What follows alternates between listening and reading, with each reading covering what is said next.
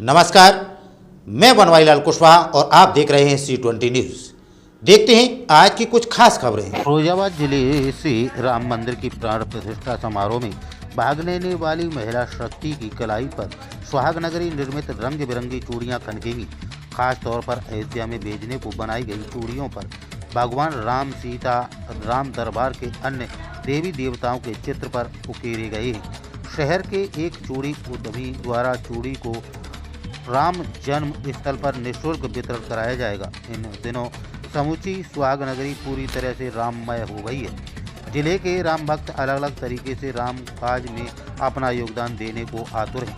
शहर के एक कांच चूड़ी उद्योग उद्यमी आनंद अग्रवाल व निशांक अग्रवाल ने राम मंदिर की प्राण प्रतिष्ठा कार्यक्रम के दौरान 22 और 23 जनवरी को अयोध्या में आने वाले सुहागिनियों को निःशुल्क चूड़ी वितरण का संकल्प लिया है। निशांक अग्रवाल के अनुसार उन्होंने निःशुल्क वितरण के लिए खास किस्म की करीब 10,000 दर्जन चूड़ी तैयार कराई है। चूड़ी उद्यमियों द्वारा अयोध्या आने वाली सुहागिनों को निःशुल्क वितरण को तैयार कराई गई चूड़ियों पर राम, सीता जी के अलावा राम के अनन्य भक्त हनुमान, राम, लक्ष्मण, भरत और शत्रुघ्न अलावा अन्य देवी देवताओं की आकृतियां उकेरी गई हैं। आनंद अग्रवाल ने कहा कि हम राम काज में अपना योगदान देना चाहते हैं। राम की अनुकंपा से ही हमें यह अवसर मिला है। हमने अयोध्या में निःशुल्क वितरण के लिए करीब 10,000 दर्जन चूड़ियाँ तैयार कराई हैं। तो देखते रहिए C20 न्यूज़। इस संदर्भ में मैं आपके चैनल के माध्यम से बताना चाहता हूँ कि यह राम मंदिर से संबंधित विषय है और दूसरा इस विषय में आपको अवगत कराना चाहता हूँ कि एक इंस्पायरेशन होती है मेरे अंदर 1990 से जब राम मंदिर जन्मभूमि का आंदोलन चला था, उस समय से भगवान राम के प्रति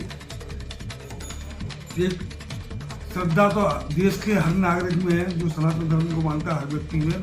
तो मेरे अंदर कुछ श्रद्धा ज़्यादा थी और उस आंदोलनों में मैं प्रमुख रूप से मैंने भाग लिया था। मैं अयोध्या में रहा। उस समय मुझको 2 दिन वहाँ अयोध्या में बंद किया गया।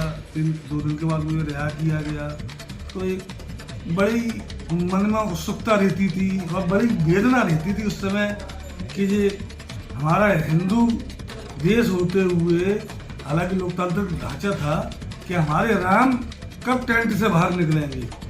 और उस प्रक्रिया में मन में हमेशा यही द्वंद्व चलता रहता कि आखिर ऐसा कब होगा और कौन आएगा। सौभाग्य से कालखंड में कालांतर के बाद 2014 में माननीय प्रधानमंत्री मोदी जी के नेतृत्व में भाजपा की सरकार बनी और भाजपा की सरकार बनने के उपरांत उन्होंने और RSS का अनुवांशिक संगठन विश्व हिंदू परिषद ने राम मंदिर जन्मभूमि के लिए बड़ी तेजी से प्रयास किए। और बहुत ज़्यादा लंबा हिस्ट्री में नहीं जाना चाहता हूँ, बहुत ज़्यादा लंबी हिस्ट्री में जाऊँगा तो शायद बहुत लंबा समय लगेगा। तो बताना चाहूँगा कि माननीय मोदी जी के प्रयासों से और न्यायालय के आदेश से भगवान राम मंदिर बनने का मार्ग प्रशस्त हुआ।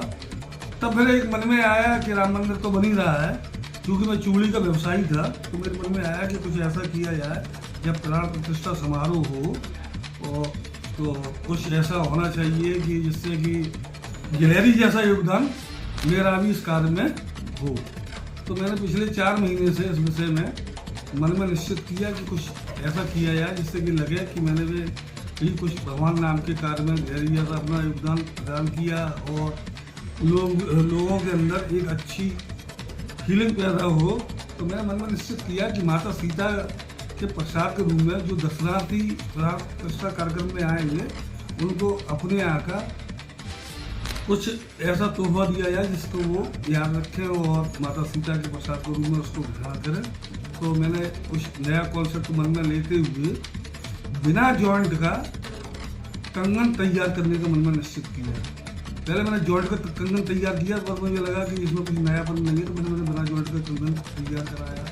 तैयार कराने के बाद फिर मैंने कि इस पर क्या किया जाए, तो मैंने भगवान राम के चित्र, सीता माता के चित्र, हनुमान जी के चित्र और जय श्री राम, राधे राधे इत्यादि सारी चीज़ों को उस वक्त पुकारने का प्रयास किया, जिससे हमारे सनातन धर्म की प्रवृत्ति का उस पर प्रदर्शित अच्छी से हो सके और महिलाएं उसे प्रसाद के रूप में वहाँ से प्राप्त कर कर अपने यहाँ अपने हाथों में पहने और यह अपने पूजनीय स्थान पर रखें। यही मेरा उद्देश्य था। इस उद्देश्य के वास्ते मंदिर ट्रस्ट से मैंने पिछले 1 महीने पहले संपर्क किया।